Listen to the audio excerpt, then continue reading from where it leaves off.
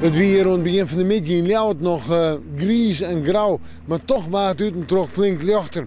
En het lichtere waard het matje dan ik ga boven de zinnen zien. En als de zinnen erbij is op zo'n dag zoet, ja, dan heb je gewoon een noffelijke temperatuur. En de komende tijd wil de temperaturen zullen stadig om wat leger komen te liggen, vooral in de nachten. Joen en vannacht een temperatuur tussen de 4 en de 6 graden vannacht. Mooi opklarings, maar ik weer mist of dichte mist. Ja, en de wind eerst zuidoost, zwak en matig. En dan morgen, we beginnen in de maand nog maar de kans op mist. Verder komt in de middag de zinnen wel even te vastzien, 9 of 10 graden als temperatuur.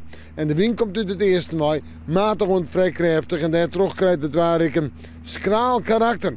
In de jontijd in de nacht op weg kans op mist, maar ik een temperatuur die zakt naar zo'n 3 of 4 graden. En dan zetten we terug naar het fruitjoch. Wol op vreed, op sneeuw, op sneeuw. 3 dagen op een richtje maar droeg waar. Maar zinnen, maar regelmatig zinnen. Soms flink wat zinnen. Maar ik ben bewolking en hoe daar een temperatuur om bij de 9 of de 10 graden heen. In de nachten zo'n 3, misschien 4 graden. Op een soort plakken frost onder groen. En soms misschien nog wel even een wat legere temperatuur. Maar het past er al je bij in november. We moeten morgen weer even in het waarsje.